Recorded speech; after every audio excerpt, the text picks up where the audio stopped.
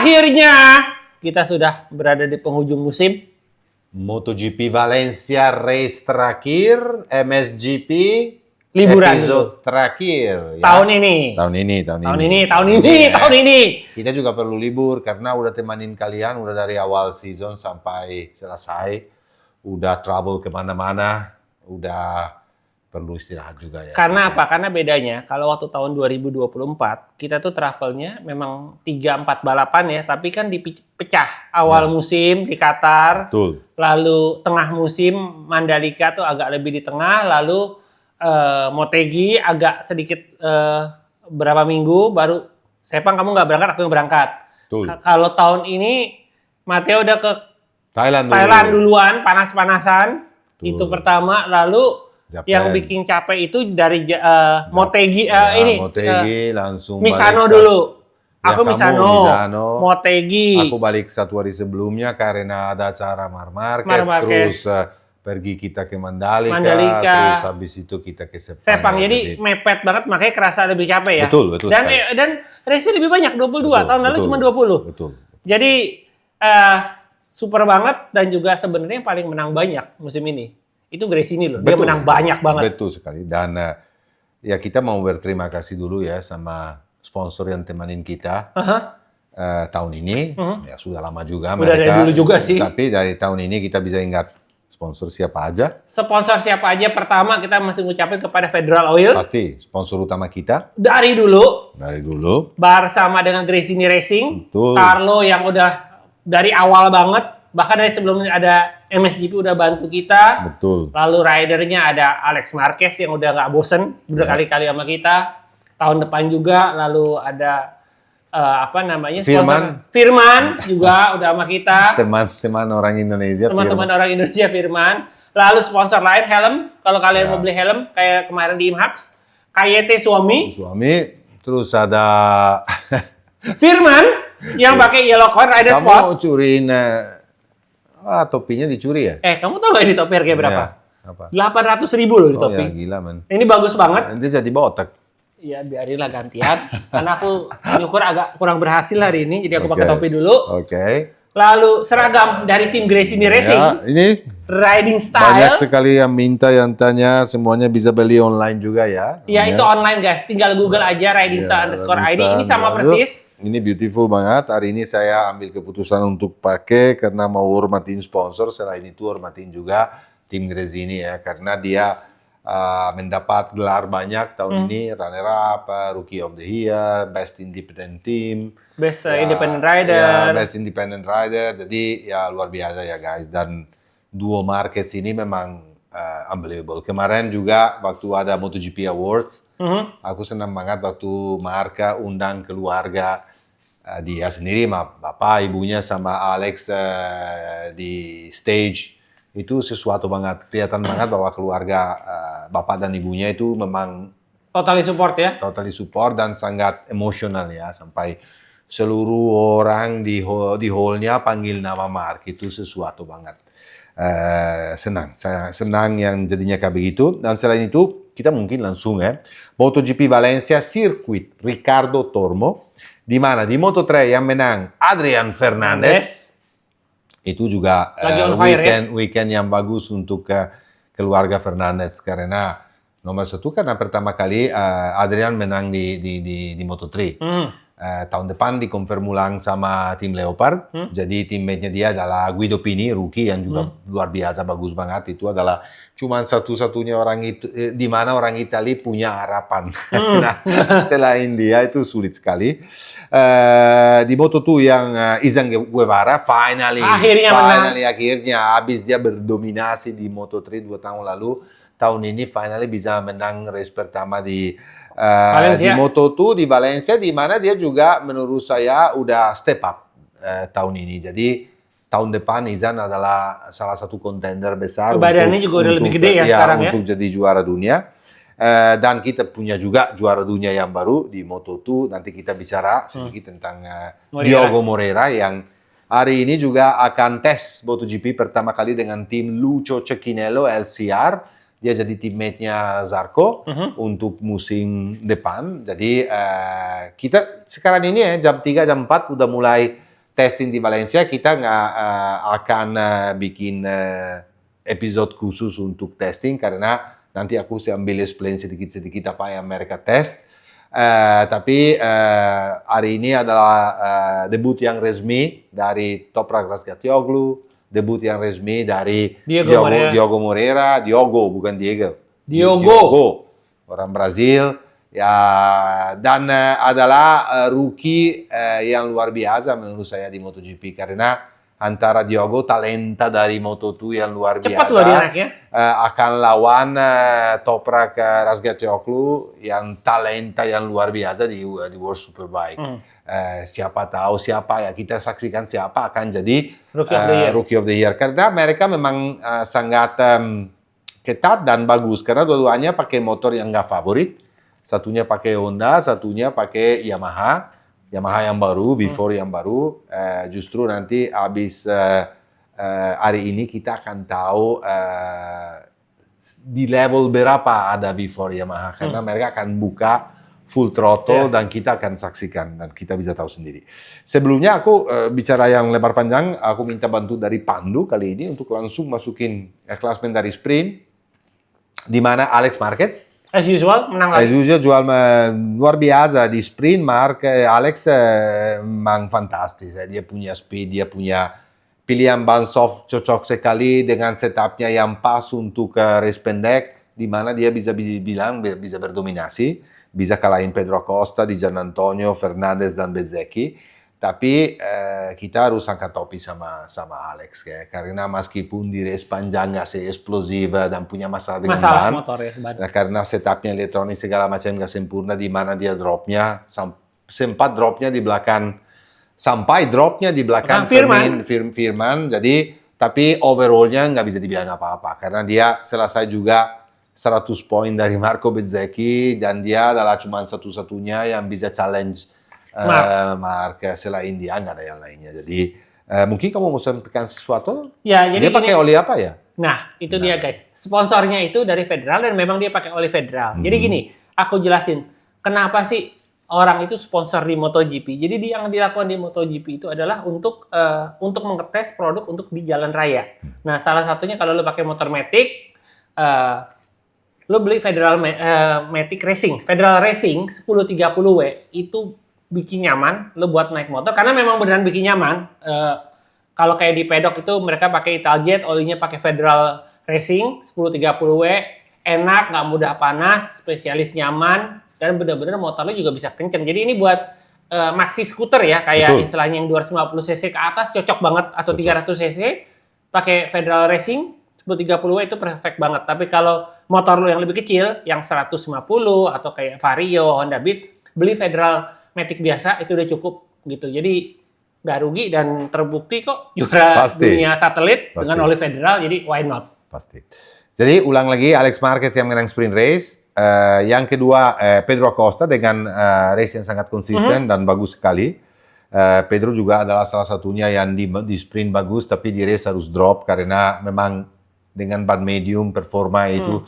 Karena guys harus tahu bahwa Valencia adalah track yang sebetulnya nggak cocok dengan MotoGP karena sektor 1, 2 sampai 3 mereka cuma pakai sampai gigi nomor 2. Ya baru lebih enak dan bagus banget di sektor terakhir, sektor 4 di mana ada tikungan yang kencang sekali dan bagus. Tapi tapi justru di sektor terakhir tikungan yang panjang di kiri itu habis-habisin ban belakang di sebelah kiri karena kita tahu semua bahwa Valencia adalah anti-clockwise, ya, adalah salah satu track favorit dari Marc Marquez, di mana dia selalu perform di sini karena memang anti-clock dan kebanyakan tikungan di kiri, tapi memang sangat sangat abrasif dan jadi habisin ban. Kita lihat juga di Moto2 sampai Manuel Gonzalez selalu salah perhitungan, salah manage ban dan dia 5 lap terakhir udah harus keluar karena banyak sampai kelihatan loh, dikasih lihat dari kamera itu di sebelah kiri itu sampai ada jeda terakhir itu total tinggal cuman karkasnya kawatnya ya. Jadi Pedro Acosta kedua, Fabio Di Giannantonio kemarin sangat konsisten, dia ketiga, nanti kita lebih dalam explain. Raul Fernandez keempat, ini juga kita angkat topi sama Raul karena di sprint dan di race juga fantastik. Marco Bezzecchi kelima, Franco Morbidelli keenam, Fabio Quartararo ketujuh, Brad Binder ke-8, Ayu Gura ke-9, Johan Zarco, Honda pertama adalah di posisi nomor 10. Fermin Aldeguer, Jack Miller, Enea Bastianini, Francesco Bagnaia, Alex Rins, Nicolò Bulega, Miguel Oliveira, Maverick Viñales, Alex Espargaro, Augusto Fernandez, Sonkia Chantra dan Jorge Martin. Do not finish, Luca Marini dan Joan Mir. Joan Mir sama Pecco Bagnaia habis ini pergi ke Lourdes. Kamu tahu Lourdes apa itu? Tempat di Prancis di mana di sana kan banyak mujizat yang terjadi. Iya. Jadi mereka berdua akan liburan sampai tahun depan di Lourdes. Atau cari dukun lah ya. Ya, betul. Atau diruat. Oke, tolong Pandu masukin klasmen dari long race hari minggunya di mana Marco Bezzecchi berdominasi dengan race yang sangat beautiful. Meskipun dikejar terus sampai terakhir dari Raul Fernandez. Iya. Nomor ketiga Fabio Di Giannantonio lagi. Ini kalau lagi ada konsistensi. Kalau enggak hilang banget. Meskipun awalnya pilih ban depan yang hard dan dia harus drop beberapa posisi, tapi terakhirnya dia kembali dengan speednya yang luar biasa. Pedro Acosta keempat, Fermin Aldeguer kelima, Alex Marquez keenam, Luca Marini, Brad Binder. Luca Marini jadi ketujuh. Iya. Jadi dengan posisi ini konsesi Honda untuk tahun depan naik dari C ke D. Nanti, dari D ke C. Nanti kita explain apa ruginya. Tapi fair play dari Honda. Karena bisa aja dia drop satu posisi. Kalau dia jadi nomor 8, tapi gengsi lah mereka. Enggak cuman juga, bedanya nggak banyak. Antara karena kan D sama itu C. engine memang nggak bisa di-develop lagi 22.6. Karena tahun depan pakai 22.7. Jadinya kan untungnya paling besar di engine, tapi kalau nggak dipakai juga percuma ya.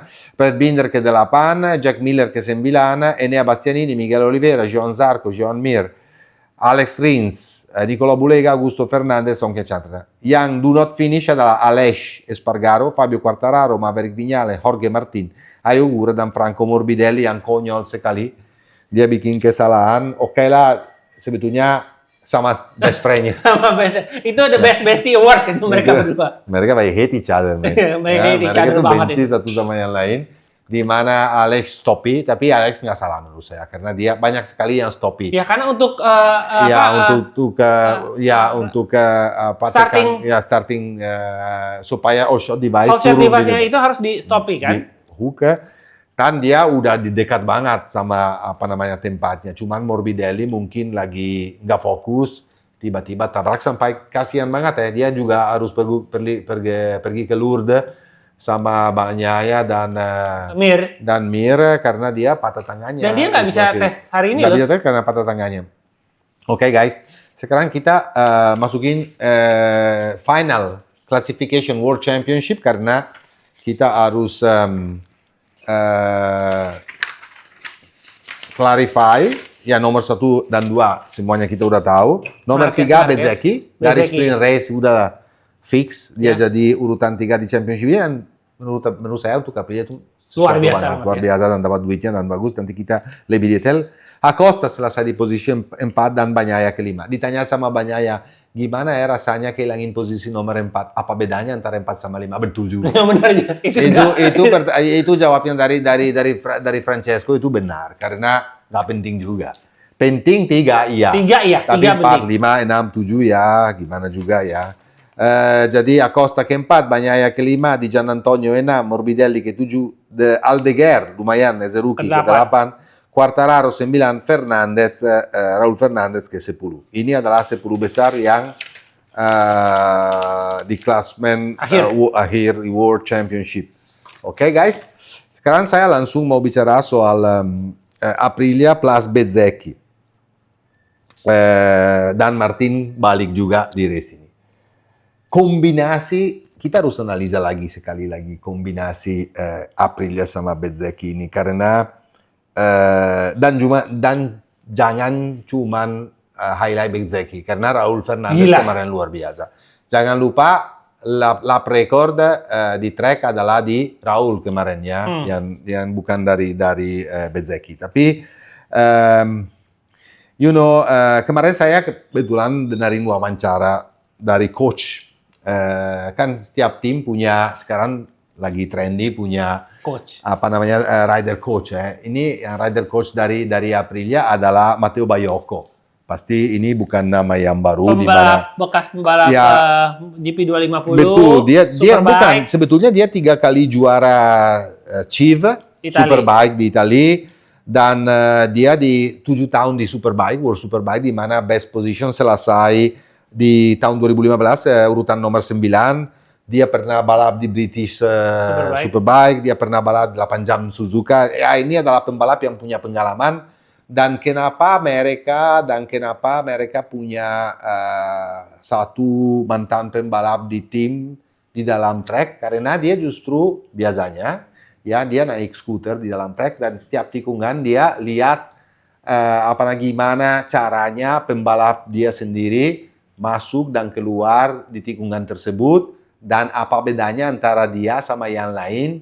Kalau ada kekurangan, kenapa masuknya lebih pelan, motornya goyangnya. Dan mereka itu biasanya habis itu ngasih data banyak. kasih data, collect data banyak, dan berdiskusi dengan pembalap sendiri. Jadi gini guys, jadi bukan berarti pembalap itu ada kayak pelatih kayak lu ngajarin cara balapan, bukan, nggak perlu. Itu nggak perlu. Jadi Bukan. Contohnya kayak Mark aja masih punya loh ya. Betul. Jadi betul. mereka itu ngawasin. Jadi di pinggir tikungan biasanya itu tempat aku, Pandu ngerekam balapan, dia tuh juga ada sama kita. Betul. Nah, dia tuh ngasih contoh, Mark itu dia ngerem di titik ini, dia narik ke dalam segini, atau kalau Alex dia buka throttle gimana, dia buka throttle di mana, dia keluarnya gimana, kamu tuh coba tiru ya, gitu coba loh. gini, coba kamu ini kan, jadi bantu banyak. Jadi seperti kayak mata-matanya pembalap lah mereka itu. Betul. Di mana sebetulnya harus dibilang bahwa Aprilia sama Marco Bezzecchi, mereka maju bersama. Kenapa saya bilang kayak begini? Karena faktor nggak ada Martin, itu ternyata itu penting sekali untuk Marco. Kenapa? Mental. Karena bukan bro.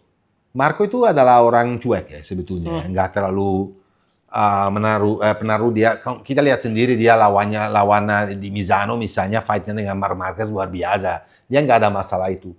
Cuman karena nggak ada Martin, jadi satu tim Aprilia itu fokus dengan dia. Fokus total dalam artinya mereka membantu penuh satu pembalap ini untuk perform. Itu beda. Kalau ada dua pembalap, itu kan fokusnya pecah. Dan mungkin nggak bisa kasih 100% ke satu atau yang lainnya. Tapi dengan, bisa dibilang juga dengan nggak beruntung atau sial nggak ada Martin, ada beruntungnya di mana Marco dapat attention daripada semua orang di dalam tim. Artinya mereka sesuai kerja, sesuai kebutuhan dari Marco, dan Marco itu juga mengkoreksi diri sendiri dan riding style sendiri supaya bisa jadi satu dengan Aprilia. Contohnya, dicerita kemarin sama Matteo Baiocco di wawancara tersebut bahwa dia pergi ke Mugello, satu hari khusus dari pagi sampai sore, sampai tutup treknya. Dia dengan VR46 ke sana, khusus untuk belajar rem dengan cuman satu jari. Gini guys, kalau di motor, itu ada orang yang pakai satu jari, ada orang yang pakai 2, ada orang yang pakai 3, ada yang pakai 4 juga, ya dulu. Tapi kalau pakai 4 jari itu mungkin terlalu agresif. Atau 3 atau 2. Kalau satu jari mungkin nggak seagresif itu, tapi lebih modular, lebih soft, tapi memang harus latihan. Karena kalau biasa pakai 2 atau biasa pakai 3, kayak dulu saya pakai 3, itu untuk pindah dari 3 ke 1 itu nggak gampang. Iya. Ya, jadi dia latihan khusus. Kenapa dia lakukan itu? Karena dia dulu terlalu agresif di braking. Marco itu adalah pembalap yang sangat agresif. Kalau ingat kelihatan, kalau kalian ingat waktu di Valencia test, pertama kali dia tahun lalu ya naik ke Aprilia. Dia sama Martin juga, karena dua-duanya punya karakteristik yang sama. Waktu mereka braking sampai belakangnya itu naik banget, dan dia waktu turun goyang-goyang atau keluar dari tikungan goyang-goyang. Aprilia tidak suka dibawa dengan cara kasar. Motornya nggak mau. Dan motornya nggak mau. Dan dua-duanya pembalapnya itu kasar. Kalau kamu lihat cara membawa motor, contohnya meskipun Marco sekarang jauh lebih halus daripada dibanding dulu. Kalau kemarin kamu perhatikan cara membawa motor, kan ada dua pembalap Aprilia kan? Ada Marco di belakang, di depan, dan ada Raul. Raul sangat halus, smooth, masuk di dalam. Dia itu punya tikungan yang sangat dalam. Dan keluarnya sangat diam. Kalau Bezzecchi itu udah dari rem motornya udah goyang, masuknya udah kayak nggak ada besoknya, keluarnya juga goyang-goyang. Itu kelihatan banget perbedaan. Tapi Marco sudah maju jauh dibanding awal-awalnya. Karena guys harus mengerti juga satu hal. Bahwa Marco sama Martin datang dari Aprilia. Ducati. Dari Ducati. Dan Sterlachini juga datang dari, sebelumnya dari KTM, dia dari Ducati. Jadi mereka membawa, kenapa Aprilia dulu misalnya, waktu Alex Espargaro sama Iannone, atau Alex Espargaro sama Viñales dulu, Aprilia nggak pernah bisa maju banget, karena nggak begitu punya patokan. Ya, Alex dari dulu di Aprilia terus. Dengan membawa pengalaman Ducati, kenapa saya bilang pengalaman Ducati? Karena Ducati adalah motornya yang paling top di MotoGP. Betul nggak? Yang paling berdominasi. Kalau Maverick Viñales kan datang dari Yamaha, datang dari tim yang beda dari Ducati. Jadi dengan Martin dan dua pembalap seperti Martin dan Bezzecchi datang, mereka membantu membawa, dan dengan Sterlachini yang pernah kerja di Ducati lama, mereka membawa rahasia-rahasia Ducati. Oke, jadi Ducati kelebihannya di mana? Kenapa Ducati lebih? Kalau kamu ingat, awal-awalnya Aprilia sangat fisikal. Iya. Bagian depan bagus banget, sangat kokoh, sangat kencang masuknya, tapi capek banget. Dan dulu Aprilia di track seperti Sachsenring, seperti Valencia, di track tersebut Aprilia sebetulnya dulu jelek banget, bro. Jelek sekali. Dan sekarang ini dia lebih bagus di track yang di track yang dengan tikungannya flowing dan kencang. Ingat gak? Kalau dengan di track kecil, di track di mana ada banyak changing of direction, apalagi Sachsenring tahu sendiri, Valencia juga, dia itu jadi berat sekali. Kalau sekarang mungkin Aprilia nggak berdominasi lagi di track di mana dulu adalah motor yang nggak bisa dilawan. Sekarang mungkin level Aprilia lebih rata, tapi Aprilia lebih bagus di mana-mana. Apalagi terakhir ini. Jadi step up-nya adalah di dua direksi. Adalah dari Aprilia sendiri untuk bikin motornya gampang di-handle, tapi lebih agresif, karena kelihatan Aprilia rada agresif, tapi dari satu sisi pembalapnya juga sesuaikan diri dengan karakter motornya. Contohnya satu lagi, kalau kamu lihat Martin kemarin, waktu dia balik, udah lama sekali dia nggak naik motor. Martin adalah pembalap sangat agresif. Waktu dia balik di Doha, waktu dia cedera juga, ingat nggak ya, dan segala macam. Waktu dia balik, dia tuh karena lihat bahwa hasilnya race dari Marco cukup bagus, dia tuh jadi nafsu. Dan dia membawa motor dengan cara sangat agresif dan jatuh, lebar jatuh. Kemarin kalau kamu lihat, karena dia nggak bisa agresif, gara-gara sakit. Dia tuh belum, kemarin guys, jangan salah loh. Martin itu di race panjang selesai karena sakit ya. Ya dia nggak keluar. Dia tuh harus bawa motornya lebih halus. Dan dia cetak waktunya 1:29 di race. Waktu di sprint race dia di tikungan 8 dia belanja, out. Tapi sebelumnya itu, dan waktu dia balik, dia punya pace-nya yang sama persis kayak 4 pertama loh. 4 di depannya. Dan dengan cara bawa motor sangat halus. Artinya apa? Balik lagi kepada analisa saya yang tadi. Bahwa Aprilia itu nggak mau kasarin, nggak mau, harus lebih halus juga. Jadi ini adalah pengalaman untuk atau di mana Martin bisa belajar dan lihat sendiri bahwa kalau dia lebih halus, lebih gentle, itu mungkin hasilnya juga bisa lebih bagus. Nanti kita akan lihat di di testing hari ini meskipun kondisi dia belum sempurna. Ya, jadi ya ini adalah fakta dalam kebanyakan buruknya yang terjadi kepada Aprilia awal-awal tahun, di mana Alex Espargaro jadi tester Honda, di mana Albesiano pindah ke Honda, di mana dua teknisi utama Viñales dan Alex Espargaro juga ikut pembalap masing-masing, di mana ada Sterlachini baru datang, di mana ada pembalap dua baru, motornya juga baru. Jadi dengan drama cedera, drama Martin mau pergi dari Aprilia, dari semua ini timnya itu ngapain? Mereka itu kerja keras sekali sama Marco Bezzecchi juga untuk fight, untuk lawan situasi yang negatif, dan situasi negatif ini jadi sangat positif, di mana performa Aprilia terakhir ini bagus banget. Dan pertanyaannya adalah sekarang ini adalah, apakah dulu tuh awal-awalnya kan kalau kita bisa dibilang Martin adalah juara dunia, Martin adalah pembalap utama, pastilah awalnya. Dan Bezzecchi adalah good rider, tapi good rider aja. Kalau sekarang itu beda. Martin akan masuk di dalam tim di mana Marco Bezzecchi itu kalau mau dikalahin harus hampir menang setiap race. Aku bisa bilang dan berani bilang bahwa Aprilia ini udah siap untuk fight lawan Ducati untuk championship, karena level motor itu sangat tinggi. Kalau Aprilia kayak kemarin lagi bagus, ini bukan gara-gara Marco doang. Raul Fernandez saja bisa, dan guys jangan lupa, Aprilia punya pembalap yang luar biasa, bukan cuma 2, 4. Martin balik, juara dunia, Marco Bezzecchi, Ogura sama Raul Fernandez. Raul Fernandez sekarang adalah Raul yang berbeda. Sekarang adalah Raul yang kita tahu, Raul yang Moto2, Raul yang fenomenal, semuanya ekspektasi yang luar biasa. Kenapa? Karena dengan Sterlachini, dengan Davide Brivio, dengan semua Massimo Rivola yang percaya 100%, dia dapat confidence.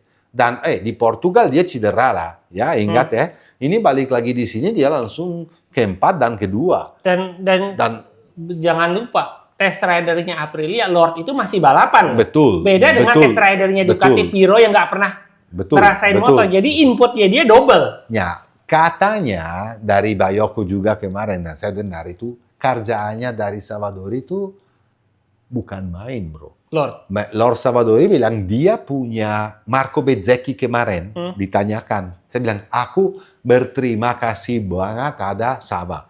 Sava ini adalah pembalap menurut saya luar biasa. Sava ini punya feeling untuk develop motornya itu yang sangat fantastis. Dan setiap kali dia coba sesuatu dan menurut dia itu bagus, dia selalu bilang sama Aprilia, ini bagus, kasih ke Marco aja. Ini pasti dia suka. Dan Marco waktu dikasih partnya yang tersebut, yang udah dicobain sama Sava dan Sava bilang bagus, Marco selalu bilang, aku nggak pernah terima barang dari Sava yang nggak bagus. Justru aku step up. Jadi, ya ini adalah cerita kenapa Aprilia ini bisa perform seperti ini, bro. Karena kerja keras sekali untuk maju. Dan saya yakin sekali, aku nggak tahu kamu punya pikiran, tapi saya yakin sekali bahwa mereka tahun depan adalah kontender besar Ducati. Karena jujur aja ya, permasalahan dari tim-tim besar, kadang-kadang itu test rider mereka itu nggak kompetitif. Honda itu baru mulai bagus dengan test rider Pak RT, Alex. Betul. Karena apa? Test rider masih punya pace dan speed yang sama dengan pembalap yang ada. Waktu zamannya Stefan Bradl kemana Honda? Betul. Karena apa? Bradl tidak pernah balapan secara benar. Kecuali di waktu gantiin Mark. Lalu Ducati, hati-hati loh. Michele Pirro udah 40 tahun, Matteo nggak pernah balapan. Jadi feelingnya dia akan berbeda dengan pembalap yang masih aktif seperti Alex Espargaro ataupun Lord yang masih konsisten untuk balapan. Betul sekali. Dan satu lagi data yang kemarin yang dicerita sama Baiocco yang lucu banget adalah bahwa ekspektasi Marco Bezzecchi kemarin jadi juara di sprint race. Karena kemarin dia punya pace sama dia punya. Tapi karena dia startnya jelek dan tahu sendiri kalau udah di belakang di grupnya tuh untuk overtake itu susah. Dia tuh marah sekali. Dia balik ke pit itu marah dan sangat kecewa. Dan dia bilang, nggak bisa kayak begini. Aku harus menang di sini. Karena ini motornya di sini bagus banget. Perfect banget ya. Dan dia segitu marah sampai malam sekali review data segala macam sama insinyur segala macam yang lain. Sampai hari Minggunya dia startnya luar biasa. Udah di depan, bikin gap, sampai menang. Jadi hati-hati untuk tahun depan karena menurut saya Aprilia adalah motor yang siap untuk melawan dan dia punya pembalap 4. Ayogura balik lagi. Ayogura awal-awal season luar biasa. Sampai karena MotoGP bukan main. Kalau kamu terlalu overconfident dengan MotoGP, ya kalau jatuh tuh sakit bro. Di MotoGP bisa parah. Jadi dia 2 kali cedera. Sampai baliknya lama, tapi terakhir ini udah bagus. Dan kalau kamu perhatikan, Ayogura di kelas-kelas Moto3 dan Moto2 sebelumnya, tahun pertama selalu begitu. Dia orangnya nggak eksplosif, tapi dia cari dan mau mengerti. Dari tahun kedua ke atas, dia tuh luar biasa. Dan saya yakin bahwa tahun depan, dengan Aprilia ini, dia adalah salah satunya juga akan ada karena dia tuh punya talenta yang beda dari pembalap Jepang yang lain sampai sekarang kita saksikan ya. Sampai sekarang kita saksikan di MotoGP. Dia tuh juara dunia dan dia ini tuh lapar sekali. Dia mau jadi juara dan apalagi dia lihat Raul Fernandez teammate-nya sendiri kayak begitu. Dia lihat Marco Bezzecchi, dia lihat motornya kondisi udah top. Ya udah, tahu sendiri Aprilia Trackhouse banyak. Iya. Davide Brivio pengalamannya luar biasa. Jadi di tim Aprilia supportnya untuk Trackhouse luar biasa. Kenapa? Massimo Rivola selalu bilang, ini motornya yang kita kasih ke Trackhouse itu full factory spec.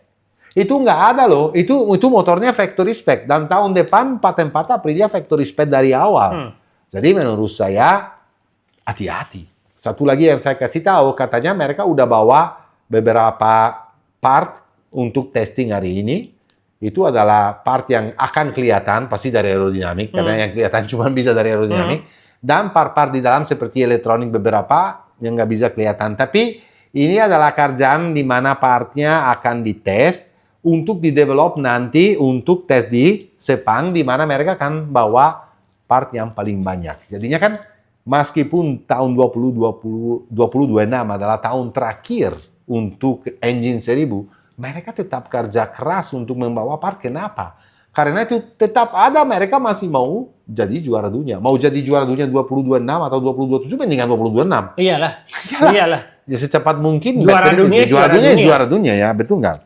Jadi kita akan saksikan sesuatu. Gini, aku bicara sedikit lagi soal Raul. Kemarin ekspektasi saya Raul habis ban, to be honest.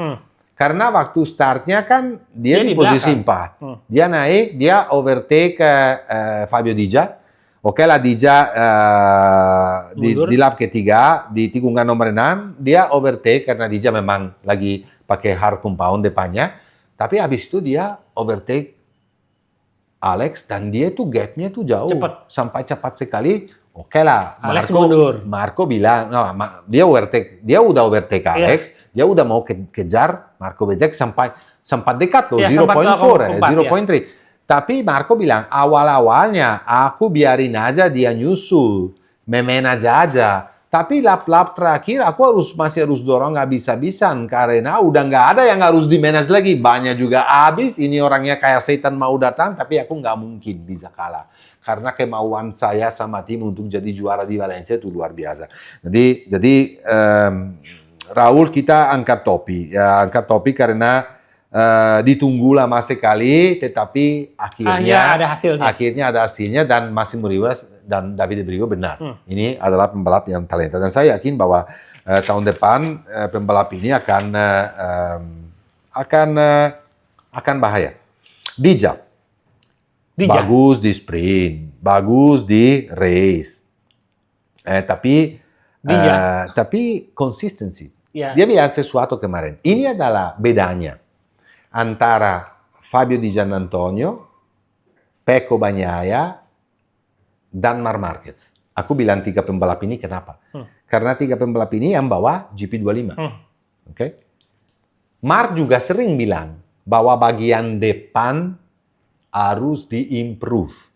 Memang di Silverstone dia struggle, di Indonesia dia struggle. Dia pernah highlight bahwa kadang-kadang depannya nggak ada feedback, yang nggak ada feeling.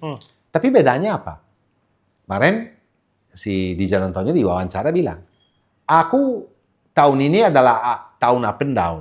Bukan karena saya nggak punya konsistensi sebetulnya. Karena ada track tertentu di mana aku tidak punya feeling dengan bagian depan.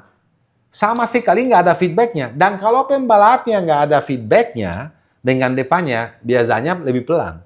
Sama juga dengan Pecco. Terus ditanyakan, kenapa Mark tidak? Oh beda. Itu orangnya nggak peduli. Itu orangnya kalau juga nggak ada feedbacknya tetap aja dia full throttle. Nah itu adalah bedanya. Antara sang juara, antara talenta yang luar biasa, antara orang alien sama orang normal. Jadi bukan disalahin sebetulnya Pecco sama Dija, karena mereka sama seperti pembalap yang lain. Kebanyakan kalau nggak ada, mereka turun. Nah, kalau orang seperti Mark, orang seperti Pedro, nggak ada itu. Ada itu. Sarafnya dia yang putus. Iya, sarafnya. Makanya. Dan ditanya kemarin yang lucu sama Dija, apa yang harapan kamu besar dari Santa Claus untuk tahun ini?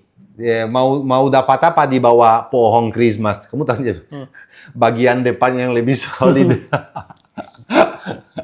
Itu lucu banget karena tapi kemarin ada sesuatu juga yang yang bikin saya kaget, cukup kaget karena di wawancara Davide Tardozzi ditanya sebetulnya bro, Ducati udah tahu masalahnya ada di mana. Ducati tahu masalahnya ada di mana, tapi nggak bisa dibenerin masalahnya karena masalahnya adalah di spek engine. Kita dari awal season bilang di spek engine. Cuman karena karena engine nggak boleh dia papain, betul nggak? Jadi mereka nggak bisa lakukan apapun. Kemarin Tardozzi bilang, don't worry, GP26 akan bagus banget. Kita udah tahu caranya dan kita udah bawa beberapa part termasuk dari elektronik juga untuk atasin masalah bagian depan. Front. Ya. Jadi aku yakin karena guys, kenapa Ducati makin lama makin dekat sama yang lain? Dia nggak punya konsesi sama sekali loh. Dia nggak boleh tes, nggak boleh segala macam. Jadinya dengan ini tapi mereka orang pintar sekali. Gigi itu adalah insinyur menurut saya ya, dan menurut banyak di paddock juga, bahwa adalah insinyur yang paling cerdas.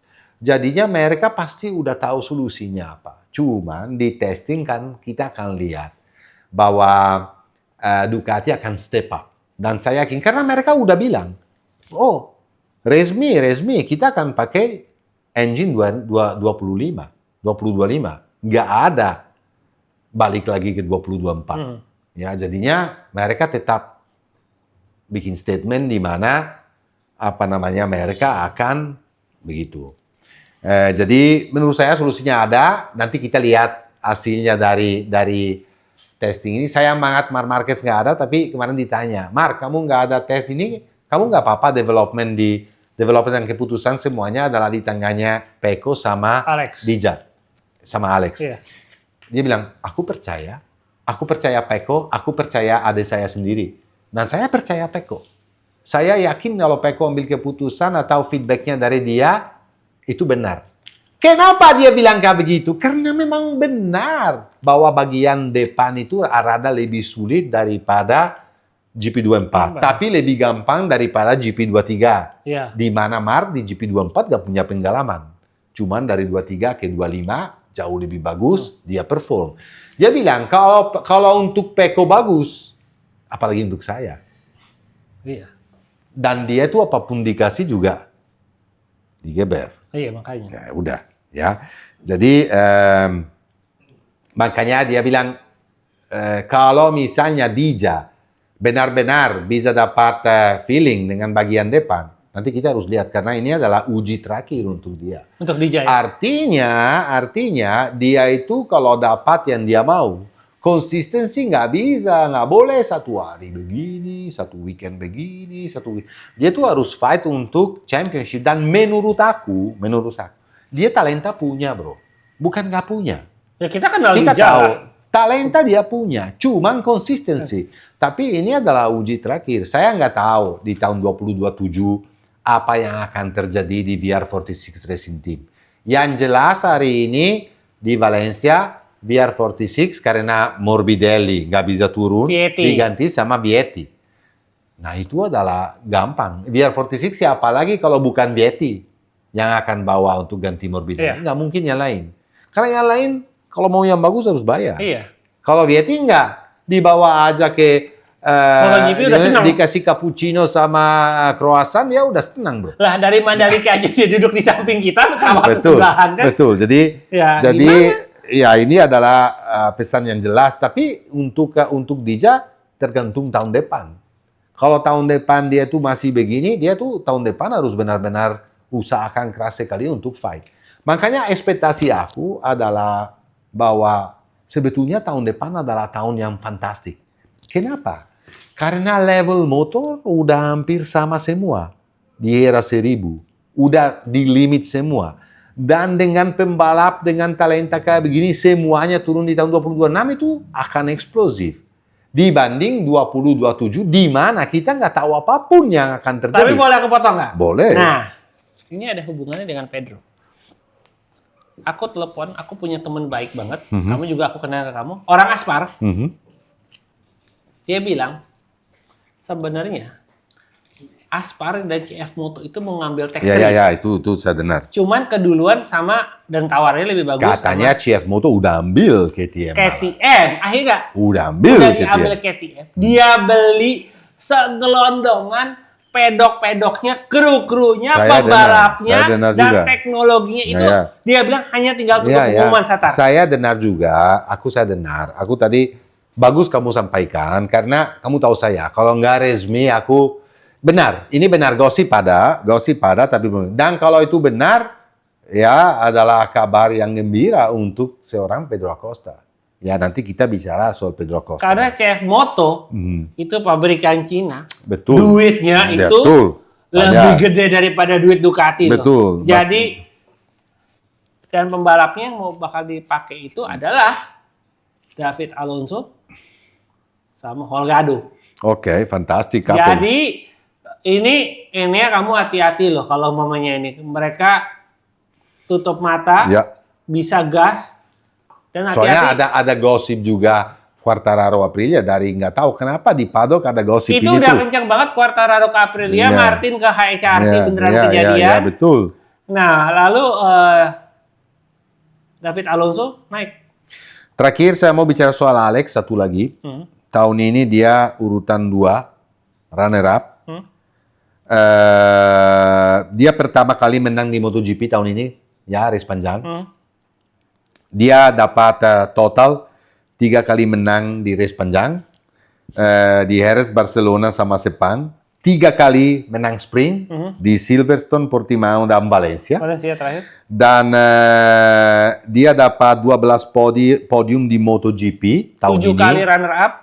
Tapi secara total dia dapat 27 podium. Buset. Ya, dan 1 pole tahun ini di 2025. Dan konsistensi dia tahun ini bisa dibilang extraordinary. Satu-satunya pembalap yang lolos T2 extraordinary, sepanjang betul. musim. Makanya aku harus angkat topi soal season dari Alex. Karena Alex ini selalu jadi, ya gimana ya, nggak dianggap. Sama kayak Marini sedikit. Tapi Alex ini tuh tunjukin kepada dunia bahwa sebetulnya dia itu punya talenta juga yang oke lah, mungkin nggak punya talenta yang extraordinary, yang seperti Marc atau seperti Stoner atau seperti Valentino Rossi atau Mick Doohan dulu atau Pedro Acosta, mungkin nggak punya se-eksplosif itu. Tapi ini orang yang kerja keras. Dan dia juara dunia loh. Orang yang punya speed. Jadinya kalau dia udah tunjukin bahwa kalau punya motor, kalau punya tim, dia juga bisa perform. Jadi salah satu calon juara dunia tahun depan adalah Alex Marquez. Asal konsistensi dia seperti tahun ini. Tanpa cedera kalau bisa. Iya. Karena dia kehilangan banyak poin waktu cedera tangan. Ya. Kita berharap ya bicara sedikit tentang Bagnaia sebelum bicara KTM. Habis bensin. Ditabrak Zarco. Habis bensin di Q2. Sebetulnya dia bagus banget di Q2 lumayan. Bisa Udah, lewat. Sebetulnya bisa lulus. Itu, ya. Tapi habis bensin. Itu kesalahan dari tim. Tim minta maaf. Memang kesalahan. Dan dia gentleman. Dia bilang, saya tahun ini banyak sekali kesalahan. Banyak sekali saya jatuh. Banyak sekali saya nggak punya feeling, nggak bisa perform. Dan tim selalu maafin aku. Aku juga harus maafin mereka untuk kesalahan ini. Ini gentleman. Tapi, kalau tim MotoGP masukin bensin sampai nggak cukup, itu konyol sekali, bro. Itu sesuatu yang, apalagi dari tim seperti Ducati. Mungkin mereka juga kehilangan fokus, mungkin juga akhir tahun mereka pasti capek sekali. Mungkin karena Mar juga cedera dan hasilnya udah nggak bagus. Mungkin dia juga, ya manusia lah. Ya manusia lah. Ya, bikin kesalahan. Tapi kalau kita pikir secara total championship ini dari awal sampai race terakhir dari Pecco Bagnaia, sangat sedih. Sangat, dia hancur. Sedih, adalah satu tahun yang dia harus lupa secepatnya. Mudah-mudahan kita berharap bahwa semuanya ini, sial ini bisa dibuang. Karena 7 race terakhir aja, dia jatuh 5 kali, bro. Sama menang cuma 1 kali. 1 kali dia juga ban belakang. Kena gini loh, ban kempes, nggak ada bensin, makanya. disundul Zarco. Jadi kalau ini cuma bisa bilang ini masalah sial. Saya cuma berharap bahwa memang di tes ini hari ini Ducati seperti mereka bilang bahwa part yang bikin mujizat di mana Pecco akan bisa punya feeling yang bagus, di mana dia bisa perform di tes ini supaya dia bisa pulang, bisa lupakan semua yang terjadi. Liburan yang panjang supaya dia bisa balik dengan mental yang baru. Sama kedukun. Karena waktu di race panjang, waktu di warm up lap dia bilang motornya enak banget. Aku terasa enak. Pecco biasanya kalau di warm up udah terasa begitu di side lap, dia terasa begitu, sama di warm up lap terasa begitu. Dia biasanya kencang. Cuman sial lagi. Zarco itu ya tahu sendiri ya, buang dia keluar. Jadi ya udah, lupakan tahun ini, berfokus. Mudah-mudahan hari ini dia bisa perform dan bisa lupakan semuanya. Oke? Dan tahun depan balik Pecco yang kita tahu. Pecco yang bisa fight, yang bisa lawan, yang bisa menang lagi. Karena ini kalau pembalap seperti dia udah jadi 3 kali juara dunia, bukan kaleng-kaleng, bro. Ya, kita harus akuin itu.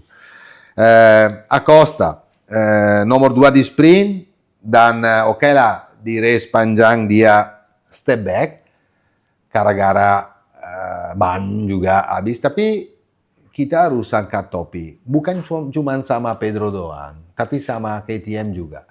Karena dalam kondisi dana kayak begini, dia masih bisa sesudah, oke lah, yang membawa KTM step up itu adalah Maverick Viñales. Tetapi habis Maverick, mereka masih kasih aerofairing sama swing arm baru kepada Pedro Acosta. Jadi masih bisa keluarin duit untuk lakukan sesuatu. Dan Pedro bilang dengan step up-nya dengan 2 hal itu lumayan jauh daripada sebelumnya. Oke lah, Pedro punya biji besar. Oke lah, Pedro itu kasih lebih daripada seharusnya, dan kalau nggak ada Pedro mungkin KTM itu adalah KTM Brad Binder, Bastianini sama Paul Espargaro dan teman-temannya. Tapi menurut saya step up. Dan balik lagi, kalau memang ini gosip benar bahwa CF Moto ini akan take over, mungkin mereka harus lakukan apapun bisa supaya Pedro Acosta tanda tangan kontrak dengan KTM lagi. Karena kalau kehilangan Pedro, mereka akan sulit. Ya, tapi guys, aku kasih tahu bahwa Pedro itu yang pilihan utama dari Pedro adalah Ducati dan pilihan utama dari Ducati adalah Pedro. Jadi kemungkinan besar tahun 2027 Pedro pindah ke Ducati mungkin jadi teammate-nya Marc Marquez atau teammate-nya yang orang lain itu bisa terjadi karena Ducati untuk bisa perform dia tahu, dia nggak bodoh, dia tahu bahwa dia perlu pembalap yang bagus. Dari dulu waktu Dovizioso sebetulnya Ducati udah selevel dunia, udah motornya paling bagus di MotoGP. Tapi dulu mereka seperti Honda sekarang, motornya bagus tapi nggak punya pembalap. Makanya Gigi Dell'Igna fight untuk ambil Pecco dan dia fight untuk ambil Pecco dulu habis Dovizioso dan fight untuk ambil Martin, fight untuk ambil generasi muda pembalap yang strong karena dia bilang untuk jadi juara dunia aku perlu pembalap dan dia tahu juga bahwa Marc Marquez itu dari tim Gresini dia lihat datanya dia tahu bahwa Marc Marquez itu kuat banget dia nggak mau Marc Marquez pindah kepada tim yang berbeda karena dia tahu bahwa dia bisa jadi juara dunia dia lakukan apa dia ambil langsung dan dia benar kita harus akuin bahwa Gigi itu benar. Semuanya bilang, lo gila lo, buang Martin, buang Bastianini, buang ini, buang itu. Bahaya sekali bawa Marc jadi teammate-nya Pecco, bla bla bla. Tapi tercapai. Ya udah berarti berhasil. Gigi itu berhasil dan gak bego. Dulu yang dia mau bawa Jorge Lorenzo keras-kerasnya kepada tim Ducati Remember sampai Lorenzo awal-awalnya susah, nggak ngerti, tapi waktu dia udah dapat itu luar biasa. Tapi too late karena nggak sabarannya. Ya betul. Jadi ya bicara sedikit tentang Yamaha dan Honda. Yamaha adalah kita akan saksikan kemarin kita saksikan ballet atau dansa terakhir dari engine V4. Inline 4. Karena seperti kita udah sebutin di episode sebelumnya, resmi Yamaha udah ambil keputusan untuk lanjut dengan V4 only. Hari ini mereka akan turun Toprak, Jack Miller, Fabio Quartararo, Rins, dan Augusto Fernandez. Lima-limanya akan pakai V4 dan mudah-mudahan V4 yang mereka pakai hari ini adalah V4 yang full spec throttle, ya. Meskipun mereka akan bawa part lagi nanti di Sepang lebih banyak karena mereka tunggu feedbacknya dari pembalap 4-5 ini. Kalau saya bisa jujur sama kamu bro, aku lihat V4-nya itu beautiful banget. Dia punya line, dia punya desain, dia punya motornya Yamaha dia bikin beautiful banget. It's beautiful banget. Jadi mudah-mudahan weekend ini fantastis. Cuman itu bisa dibilang karena for online itu udah nggak bisa. Udah nggak bisa. Kemarin aja di race panjang Quartararo jatuh karena maksa habis-habisan. Dan di track seperti ini di mana makan ban banyak di sektor terakhir, udah kita Honda seperti kita bilang konsesi loncat dari kategori D ke kategori C, bedanya apa? Dia akan untuk testing bisa pakai 220 set ban dibanding 260 yang sebelumnya. Terus dia tuh nggak boleh tes lagi dengan rider resmi. Harus jadi, test rider aja. Jadi Aleix Espargaro. Dia cuman punya 3 extra test di dalam 1 tahun. Sebelumnya bebas. Dan dia harus pakai 7 engine dibanding 9 engine. Ini mungkin adalah kerugian paling besar. Tapi guys, kalau nggak bisa develop juga untuk apa? justru dia gengsi, Japan udah siap, menurut saya motornya juga udah siap, menurut saya itu Honda bagus, cuman tinggal sekarang rider yang bagus lah, yang rider yang talenta, yang top class lah, yang benar-benar fenomenal untuk membawa Honda jadi juara lagi. Oke. Saya rasa untuk MotoGP aku cukup. Ya. Terima kasih buat Somkia Chandra. Iya. Semoga sukses Sama di Superbike. ini juga nanti aku ada yang khusus yang mau terima kasih dengan Miguel Oliveira. Pak Dokter. Karena jangan salah loh, dia tuh sial. Sial karena setiap kali dia jatuh kebanyakan ditabrak orang sampai cedera parah. Dia talenta luar biasa. Dia adalah pembalap yang satu-satunya yang membawa KTM menang race pertama loh. Jangan salah loh. Dan dia 5 kali loh Jangan menang salah KTM. ya. Dia adalah pembalap yang satu-satunya yang pernah menang satu race di seluruh kategori MotoGP, Moto3, Moto2 dan MotoGP. Bukan banyak yang bisa lakukan itu. Ya, berarti dan menurut aku hati-hati karena dia punya talenta extraordinary. Dia orangnya cerdas sekali. Dia bisa bicara 5 bahasa dengan lancar. 5 bahasa. Coba katanya sama Pedro Acosta, bahasa Spanyol aja susah. Ya rada kampung sih. Iya, Pak. Rada kampung sih.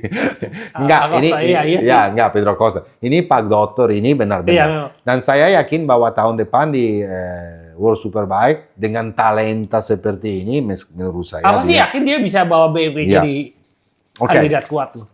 Sebelum MotoGP saya rasa cukup, kita akan tunggu tesnya. Tapi saya mau loncat ke Moto2. Penting sekali ini. Kenapa? Tolong Pak Pandu masukin klasmen race panjang kemarin di mana final Izan Guevara menang. Daniel Olgado extraordinary. Ini Rookie of the Year Ini dari race sebelumnya juga udah Rookie of the Year. Kita lupa bilang congratulations sama Olgado Rookie of the Year karena menurut saya tahun ini extraordinary. Kalau saya harus jujur sama kamu, ekspektasi saya adalah David Alonso yang jadi Rookie of the Year karena di Moto3 dia gila meskipun juga Olgado bagus banget di Moto3 tapi tahun ini Olgado bisa dibilang lebih perform dari David. Artinya apa? Tahun depan kita akan nikmati sekali karena pembalap di Moto2 itu fantastik untuk tahun depan, oke? Daniel Olgado kedua dan Ivan Ortola ini salah satunya rookie juga. Ivan Ortola datang dari Moto3 juga. Dan dia bisa selesai di podium, finally di podium itu fantastik loh. Colin Bayer, rookie lagi, ya dia selesai nomor 4. Alberto Arenas, tim Gresini, kemarin fantastik kelima. Jack Dixon ke-6, Senna Ejus ke-7, Celestino Vietti 8, Tony Arbolino 9 dan Diogo Moreira 10. Diogo Moreira cukup ke 10 karena dia cukup dapat 1 poin. Cukup dapat 1 poin untuk jadi juara dunia dan dia jadi juara dunia. Kalau kalian bicara ketatnya Moto2 ya, Albert Arenas itu klasemen akhir itu dia ke-8 atau ke-9. Makanya. Tahun depan dia nggak dapat kursi. Betul. Dan dia ke Super Sport. Betul. Jadi kalau kalian bilang sebetulnya nggak benar ini. Sebetulnya nggak benar. Karena aku bicara sama tim Gresini. Kursinya di offer. Itu tim Gresini sedih banget dia pergi loh. Tapi kan karena ini enggak, di Super Sport. Iya, karena ini. Iya, berarti keputusannya dari dia sendiri. Bukan dia nggak dapat seatnya di Moto2. Enggak, tapi dia ada seatnya di Moto2, cuman karena offernya dari World Super Sport jauh lebih gede dari tim Gresini, ya tim Gresini harus lepas. Tapi mereka sangat sedih karena dia talenta loh. Dia juara dunia Moto3 loh. Moto3 ya. Oke, sekarang tolong masukin final klasmen World Championship dari Moto2 di mana Diogo Moreira jadi juara dunia dengan 287 nilai dan Manu Gonzalez jadi runner up dengan 257 nilai. Jadi 30 nilai lebih berkurang dibanding Moreira dan Barry Baltus finally jadi ketiga. Di mana Canet sama Dixon nggak bisa meskipun Barry Baltus kemarin jatuh nggak bisa dilawan. Jadi Barry Baltus itu extraordinary karena siapa Barry Baltus? Nggak ada satupun yang tahu Barry Baltus sebelum tahun ini loh. Orang Swiss kan? Iya, makanya dia bukan orang Belgia. Belgia ya. Orang Belgia. Di mana dia apa namanya? Tinggi banget orangnya. Iya, dia tuh berprestasi luar biasa dan dia adalah salah satu calon untuk tahun depan sebetulnya ya. Sekarang bicara soal Diogo Moreira karena kita perlu bicara soal Diogo sedikit karena ya gimana ya kita juga harus hormatin orang yang dari Brazil. Sorry guys, aku taruh dulu karena kebanyakan. Oke. Orang dari Brazil, tahu nggak? Dia lahir di São Paulo, ya. São Paulo di Brazil dan itu adalah daerah pertanian São Paulo itu. betul. São Paulo itu, kalau Brazil itu sebetulnya itu terkenal sekali dengan bola. Kalau kita bicara soal balapan, ya bagus banget di Formula 1 ya. Kita nggak tahu. Siapa yang nggak tahu? Ayrton Senna, Barrichello, Massa. Ya oke lah, nggak ada satupun seperti, nggak ada yang bisa lawan Ayrton Senna. Dia memang legend. Tapi pertama kali ini sejak itu di motorsport itu finally Diogo Moreira bisa jadi juara dunia. Dulu ada namanya kalau kalian cukup Alex Barros. Itu Alex Barros itu waktu disentul dia runner up. Makanya saya mau bilang, sebetulnya Diogo lahir di São Paulo, dia sekarang umur 21, dia race untuk Intel Trans juga kemarin senang sekali karena udah dapat 2 kali juara dunia loh Intel Trans itu. 2020 dengan Bastianini dan tahun ini dengan Diogo Moreira. Dan selain itu dari Brazil, awalnya dia mulai start dari di Brazil, di mana yang sebetulnya lihat dia itu adalah justru Alex Barros. Alex Barros kemarin ada di pit dan diwawancara sama Sky Italia dan ditanya, wow, yang katamu Diogo pertama kali saya. Dan gara-gara Alex Barros, karena Alex Barros lihat bahwa anak ini berpotensial banget, disuruh pindah ke Spanyol justru. Di mana dia berpartisipasi di Talent Cup, di Rookie Talent Cup, dia partisipasi chef. Terus dari 2022 dia turun di Moto3 ya. Dan gara-gara Alex Barros ini, pembalap ini adalah di MotoGP sekarang. Dan pembalap ini bertalenta sekali bro. Kamu harus tahu satu. Sebetulnya kalau kita lihat dari babak pertama Moto2, bisa dibilang, awal season sampai pertengahan season, sebetulnya yang jadi pantas jadi juara dunia itu Manu Gonzalez. Karena dia berdominasi total. Tapi dari tengah season sampai akhir, yang paling bagus sebetulnya adalah Diogo Moreira. Dia itu selama 16 kali, di 22 race terakhir, dia selesai 5 besar. Selama 16 kali.